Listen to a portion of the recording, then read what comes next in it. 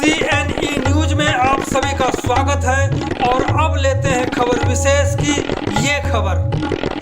चंडीगढ़ शिक्षा विभाग group D कर्मचारी यूनियन ने एजुकेशन सेक्रेटरी का धन्यवाद करने के लिए सेक्टर 20 मस्जिद ग्राउंड में मिड डे मील वर्करों की तनख्वाह बढ़ाने पर जनरल बॉडी की मीटिंग बुलाई। इसमें जनरल बॉडी की मीटिंग में सैकड़ों ग्रुप डी कर्मचारियों ने हिस्सा लिया। इस दौरान आपस में मिठाइयां बांटी गई, खुशियों का इजहार किया गया, अच्छे अच्छे नारे लगाए गए, तालियां बजाई गई। कारण यह था कि मिड डे मील वर्करों की तनख्वाह 3300 से बढ़ाकर 4500 रुपये कर दिए गए। यह लगभग 1.5 साल पुरानी लंबित मांग थी और यह बढ़ोतरी 1 अप्रैल 2022 से की गई है। मीटिंग समाप्त होने के बाद यूटी चंडीगढ़ एसएस फेडरेशन के प्रधान रंजीत मिश्रा, सुखवीर सिंह और ज्योति ने एक प्रिंसिपल को चेतावनी भी दे डाली और कहा कि ऐसी भूल ना करें जिससे माहौल खराब हो जाए। तो सुनते हैं सबसे पहले रंजीत मिश्रा को, फिर सुनेंगे ज्योति को और फिर सुखवीर सिंह को।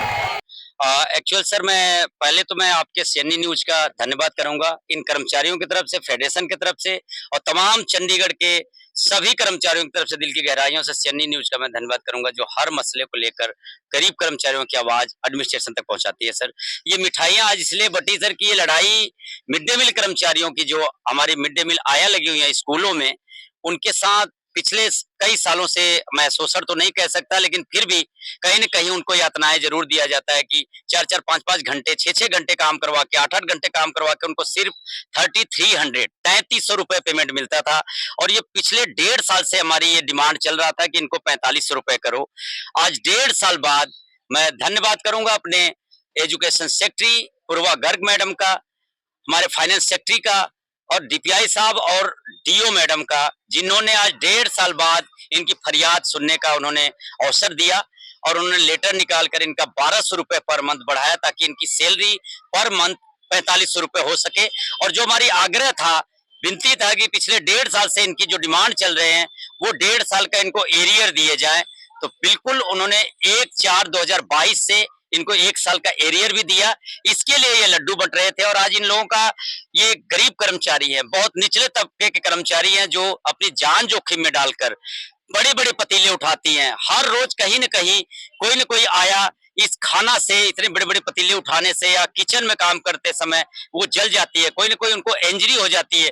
उसके बाद भी उनको ये एक भावना है उनके अंदर कि हम बच्चों की सेवा कर रहे हैं, अपने बच्चों को खाना खिला रहे हैं, इस वजह से वो अपनी जान जोखिम में डाल के भी काम कर रही हैं। तो ये वो खुशी था सर जो 1.5 साल बाद इनको मिला, और वो भी सिर्फ 1200 रुपए का। तो मैं उम्मीद जताया हूं और भी मैं उम्मीद करता हूं अपने अफसरों से कि इनको, जैसे पौंडीचेरी हो गया और भी 2-3 यूटी जो स्टेट है, वो रेगुलर कर्मचारी काम कर रही है, मिड डे मील कर्मचारियों को 18-18, 20 हजार रुपए पेमेंट दिया जा रहा है 8 घंटे ड्यूटी लेके। तो मैं वो भी मसला उठाऊंगा और अपने आला अधिकारियों से बात करते हुए, जैसे वहां स्टेट में मिल रहा है इनको, वैसे इनको भी रेगुलर 8 घंटे काम करवाकर इनको भी मिड डे मील की पूरी सैलरी दी जाए, ताकि इनके भी परिवार और इनका खुशहाली। आज जब आप समझ सकते हैं सर कि 1200 रुपए पर मंथ बढ़ने पे इनको इतनी खुशी है कि आज इन्होंने लड्डू बांटकर अपने आप को खुशी जाहिर किया और इन्होंने धन्यवाद किया अपने अफसरों का। तो अगर इनका 18,000 या 20,000 रुपए हो जाएगा तो आप समझ सकते हैं कि इनके घर में कैसी खुशहाली हो सकता है। मुझे उम्मीद है कि उस दिन ये अपने घर में दिवाली मनाएंगे। अभी तक वो जो दिवाली मनाते हैं वो कष्ट से मनाते हैं, लेकिन जिस दिन इनको रेगुलर करते हुए 18,000, 20,000 रुपए इनको पूरी सैलरी मिलेगी, तो हो सकता है इनका उस दिन इनके घरों में दिवाली मनाई जाएगी। तो मैं यही कामना करते हुए अपने आला अधिकारियों का मैं तहे दिल से धन्यवाद करता हूं कि इनकी छोटी छोटी जो खुशियां हैं, वो जो भी डिमांड इनके वो पूरा करें, वो देते रहें। और मैं चार्ट बनाकर डीओ मैडम से मेरा वादा हुआ, डीओ मैडम ने वादा किया है कि आप जो भी इनके क्वारीज हैं, जो भी इनके मसले हैं, वो आप ले आइए, जो भी मेरे से हो सकेगा वो मैं करूंगा। मैं डीओ मैडम का भी, बिंदु अरोड़ा मैडम का भी दिल की गहराइयों से धन्यवाद करता हूँ सर। हमने देखा कि इस खुशहालियों के बीच में आपने कुछ दुखहाली वाली बात करी कि किसी प्रिंसिपल ने एक चिट्ठी निकाली, जो आप चिट्ठी लहरा भी रहे थे, कि उसमें यह कहा गया है कि 2-2 कमरे सभी जो मिड डे मील के कर्मचारी हैं उनको सफाई करने के लिए भी कहा गया है। वो हमने देख रहा था अभी। बिल्कुल सर, ये लेटर है। अच्छा हुआ आपने याद दिला दी सर मुझे, मैं आपका भी धन्यवाद करता हूँ, मैं भूल गया था। मैं प्रिंसिपल साहब से मिलने वाला था, डीओ मैडम को भी मैंने फोन किया था, फोन नहीं उन्होंने उठाया। नहीं, इसकी शिकायतकर्ता बिनोय जी हैं, सीनियर सेकेंडरी डड्डू माजरे स्कूल में। उन्होंने ये फरमान जारी कर दिया है और मैं डिमांड करूंगा कि ऐसे प्रिंसिपल को सस्पेंड करें जो लेटर निकलने के बाद भी शिक्षा विभाग के द्वारा, उसके बाद भी मिड डे मील कर्मचारियों को ये लेटर साफ शब्दों में मोहर लगी हुई है, नीचे उनके साइन है और हर कर्मचारियों को 2-2 3-3 कमरा बांटा हुआ कि आप उसमें सफाई करेंगी। तो ये मेरे पास प्रूफ आ गया है। हमारे आला अधिकारी कहते हैं कि नहीं, कोई प्रिंसिपल गलत काम नहीं करता, तो ये सबूत है सर। आपके माध्यम से हमारे एजुकेशन सेक्रेटरी मैडम भी इस वीडियो को देखेंगी और हमारे डीपीआई साहब भी देखेंगे और डीओ मैडम भी देखेंगी। तो प्लीज ये मैं सबूत के तौर पर उनको दिखाऊंगा और मैं चाहूंगा कि अब वो अपने कलम की पावर दिखाएं और ऐसे प्रिंसिपल को उस हालत तक करें कि आने वाले समय में 116 स्कूल जो चल रहे हैं, कोई भी प्रिंसिपल इन गरीब कर्मचारियों पर अत्याचार दोबारा ना करे। अगर प्रिंसिपल सफाई करवाने के लिए मजबूर करे कर्मचारियों का, तब फिर क्या होगा? बिल्कुल, कर्मचारियों ने ये बोला कि सर अगर वहां आप फोन कर देंगे तो मैं नौकरी से निकाल देंगे।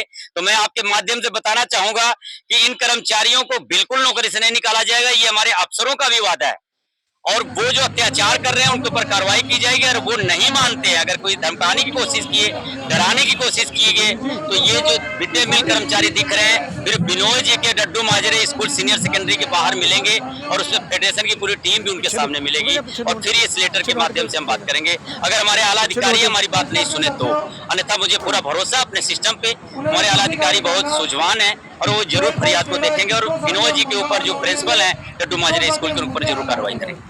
आपने कहा कुछ कर्मचारियों की कि वो 10th पास नहीं है, 10वीं पास नहीं है। कुछ कर्मचारियों की वैकेंसी भी होने वाली है, आया जैसे इस तरह के, इसको लेकर के भी आप कुछ बता रहे हैं, ये मसला क्या है आया भर्ती को लेकर? एक्चुअल सर 200 आया रखी जानी है। हमारे 116 स्कूल में जो है बाल बाटिका नया खुल रहा है। बाल बाटिका एक क्लास इन्होंने एजुकेशन डिपार्टमेंट ने क्रिएट किया है, उसमें जो आया रखेंगे, अभी ये क्लियर नहीं हो पाया है कि अभी मैं मैडम से बात करूंगी फुल टाइम रखेंगे या पार्ट टाइम।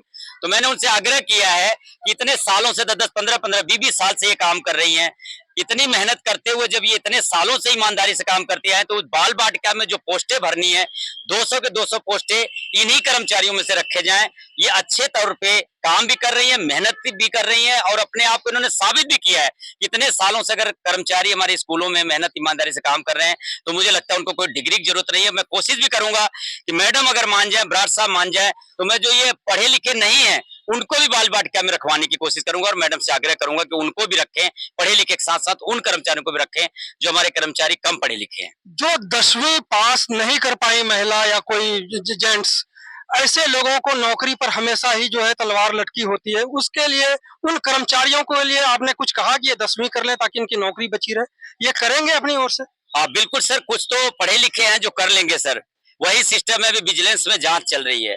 अब सवाल ये उठता है कि अगर फरमान ऐसे सरकार ऐसे निकालेगी, उल्टा पुल्टा फरमान निकालेगी, जो अनपढ़ हैं, जो कम पढ़े लिखे हैं, अब दोबारा से 10वीं कैसे करेंगे?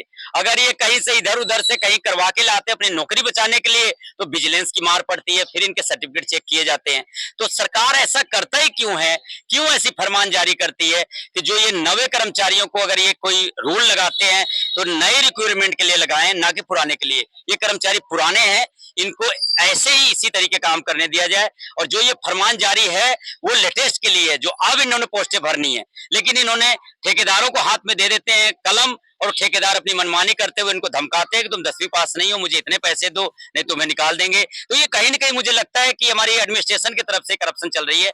अगर वो सख्ती से रूल को पास करें, उसमें एक लाइन लिखें या एक शब्द लिख दें कि ये आने वाले समय में है, ना कि पिछला, लेकिन वो वहां शब्द लिखते नहीं है। वो जो ठेकेदार हैं वो पुराने को भी परेशान करते हैं, जो 10-10, 15-15 साल से उनसे भी डिग्रियां मांग रहे हैं।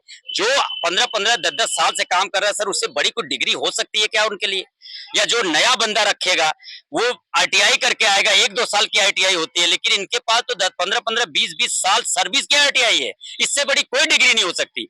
इसलिए हमें चाहिए और हमारे एडमिनिस्ट्रेशन को चाहिए, मैं आग्रह करता हूं कि जो पुराने कर्मचारी उसमें ना 10वीं की कोई कंडीशन थोपी जाए, ना उनको कोई डिग्री की थोपी जाए। जो पुराने कर्मचारी है उनको एग्जिट रहने दिया जाए। जो नवे इन्होंने रखना है, नवे के ऊपर कोई भी डिग्री ले ले, हमें उससे कोई प्रॉब्लम नहीं। आपने ठेकेदार की बात कही, ऐसे ठेकेदार जो जंगल राज की तरह काम करते हैं, उनका इलाज क्या है आप लोगों की तरफ से या प्रशासन की ओर से?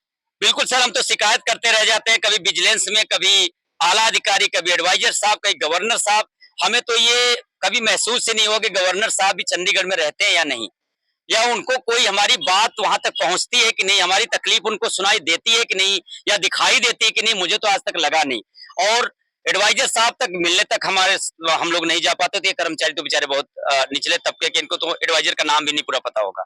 तो मैं चाहूंगा एडमिनिस्ट्रेशन के अपने गवर्नर साहब से, एडवाइजर साहब से, कि जो हमारी शिकायतें जाती हैं उस पर संज्ञान लेते हुए, और कई बार मैंने मीटिंग के लिए टाइम मांगा, लेकिन मुझे लगता है कि बड़ी पोस्ट है, उनको और भी काफी जिम्मेदारियां होगा, तो शहर की उनको शायद कर्मचारियों की याद नहीं है, ना ही कर्मचारियों को। मैं तो ये कहना चाहूंगा अपने माध्यम से, जो हम शोषण के शिकार हो रहे हैं, लीडर हो रहे हैं, कर्मचारी हो रहे हैं, हमें तो लगता है कर्मचारियों को पैरों की जूती समझते हैं। इनका दुख दर्द ऊपर आला अधिकारियों तक ना सुनाई देती है ना दिखाई देती है। मैं तो यही कहना चाहूंगा सर। लेकिन आज खुशी की बात है, इसलिए आज सिर्फ हम लोग आज मीटिंग बुलाए थे अपने आला अधिकारियों को, शिक्षा विभाग के आला अधिकारियों को धन्यवाद करने के लिए, जो 1.5 साल की लड़ाई के बाद इन कर्मचारियों को 1200 रुपए बढ़ाते हुए इनकी मिड डे मील की 45 रुपए पर मंथ सैलरी हुई है। तो कुल मिलाकर सुख दुख के दोनों तीरों से ठेकेदारों का चल रहा मनमानी। लड्डू खाया आप लोगों ने जबरदस्त, हंसे भी, तालियां भी बजी, सब कुछ हुआ।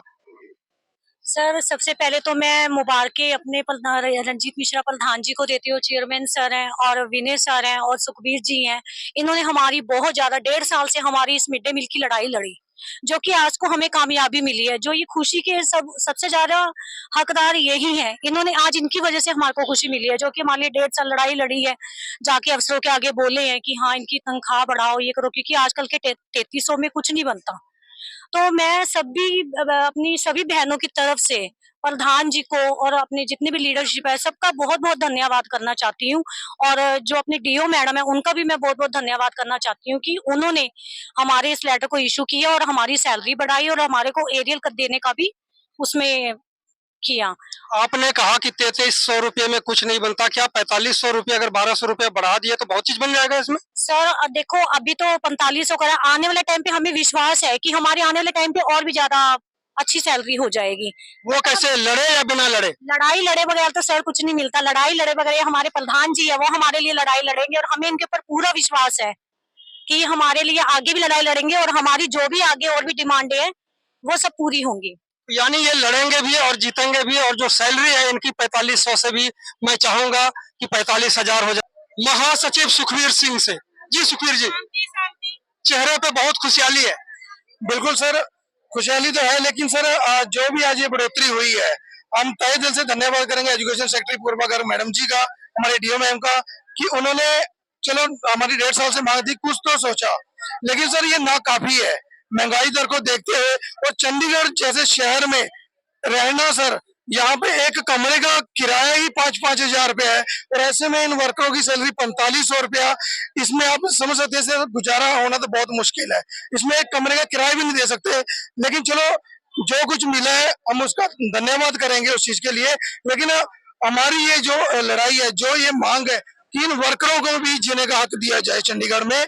जीने का हक मतलब ये है कि सर कम से कम जो आज के टाइम पे एक 4th क्लास कर्मचारी को 18 से 20 हजार रुपया सैलरी चंडीगढ़ में दी जा रही है डीजी रेट के तहत, तो इन वर्करों का भी हक बनता है कि ये वर्कर भी इतना खतरनाक काम है। अभी कुछ वर्करों का मैंने सुना है सर मीटिंग में कि कुछ वर्करों के पाँव चल गए सर अभी काम करते हुए, और इससे पहले भी हमारे कई वर्कर हैं जिनके ऊपर उबलता हुआ तेल भी गिरा है। तो इतना रिस्की काम है और इतनी मेहनत से ये काम करते हैं, तो ये नाकाफी है सर, हमारी नजर में नाकाफी है, और इस महंगाई को देखते हुए नाकाफी है। लेकिन जो बढ़ोतरी हुई है उसके लिए तहे दिल से धन्यवाद, और हमारी मांग रहेगी ग्रुप डी एजुकेशन यूनियन और यूटी चंडीगढ़ एस फेडरेशन महासचिव होने के नाते मैं वर्करों को विश्वास दिलाता हूँ, आपकी जो सैलरी बढ़ोतरी है, इसके अलावा आपकी और भी काफी डिमांडें हैं, इसके लिए हमें किसी भी स्तर तक लड़ाई लड़नी पड़ेगी, संघर्ष करना पड़ेगा, हम करने के लिए तैयार हैं। और एक निवेदन है हमारे एजुकेशन सेक्रेटरी मैम से कि अभी जो हमारे जो वर्कर हैं उन्होंने एक हमें लेटर दिखाया कि अभी सैलरी का फरमान निकला नहीं 1200 रुपया बढ़ना, और इनके ऊपर काम की लिस्ट पहले से थोप दी गई है। तो मैं एजुकेशन सेक्रेटरी मैम से निवेदन करूंगा कि अपने जो भी प्रिंसिपल है, जो भी आपके इंचार्ज है, उनको कृपया एक नोटिफिकेशन जरूर निकालें कि इन वर्करों का 1200 रुपया बढ़ाने पर कोई इनको नजायज तंग ना करे, क्योंकि ये ना हो कि आप इनसे कोई नजायज ही काम करवाना शुरू कर दो। जो इनका काम बनता है वो ये वर्कर कर रहे हैं और ये करते रहेंगे, लेकिन इनसे अगर आपने नजायज काम या 1200 रुपये बढ़ने के एवज में कुछ ऐसा एक्स्ट्रा काम करवाना शुरू किया तो इसके लिए भी संघर्ष किया जाएगा। तो संघर्ष होगा अगर कुछ नाजायज हुआ तो। बहुत बहुत धन्यवाद आपको। CNE न्यूज के साथ बने रहने के लिए आप सभी का बहुत बहुत धन्यवाद।